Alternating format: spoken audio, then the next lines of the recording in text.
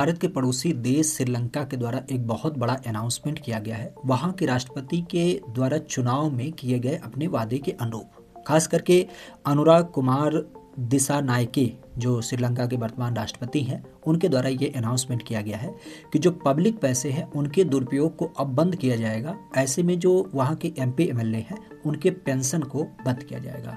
खासा दैनिकी का वहाँ के पूर्व के कानून के अनुसार जो व्यवस्था है वो ये है कि कोई भी संसद सदस्य अगर 5 साल की जो उसकी कार्यकाल होती है वो पूरा कर लेता है तो वो पेंशन का हकदार हो जाता है। लेकिन पब्लिक पैसे को दुरुपयोग बंद करने के दिशा कोण से ये राष्ट्रपति के द्वारा अनाउंसमेंट किया गया है कि अब जो संसद सदस्य होंगे या फिर उनकी जो विधवाएं हैं उनको इस तरीके से दिया जाने वाला जो पेंशन है वो तत्काल प्रभाव से बंद कर दिया जाएगा।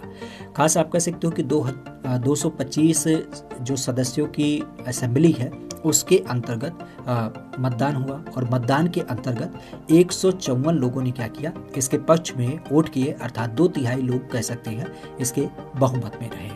जबकि यहीं पे अगर देखा जाए तो केवल 2 लोगों ने क्या किया, इसके विरोध में वोट डाला। और इस तरीके से अगर देखा जाए तो जो पूर्व की एक व्यवस्था पेंशन को लेकर के थी, सांसद सदस्यों को लेकर के या फिर उनकी विधवाओं को लेकर के, तो अब वहाँ के राष्ट्रपति के द्वारा फिजूल खर्ची के रूप में इसे क्या कर दिया गया, आदेशित करते हुए बंद कर दिया गया है। एक सराहनीय कदम है।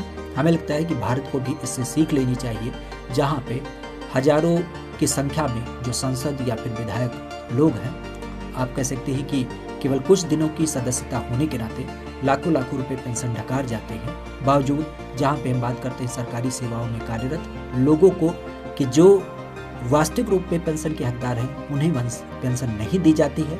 बावजूद इसके हमने देखा है कि ये जो संसद सदस्य या फिर विधानसभा के सदस्य हैं ये लोग क्या करते हैं, अपनी पेंशन को 2 गुना 3 गुना बढ़ाने की हमेशा से कोशिश करते रहते हैं। भारत सरकार को भी इससे सीख लेनी चाहिए और अपने संसद सदस्यों या फिर विधायकों के लिए कुछ ऐसी प्रणाली व्यवस्थित करनी चाहिए।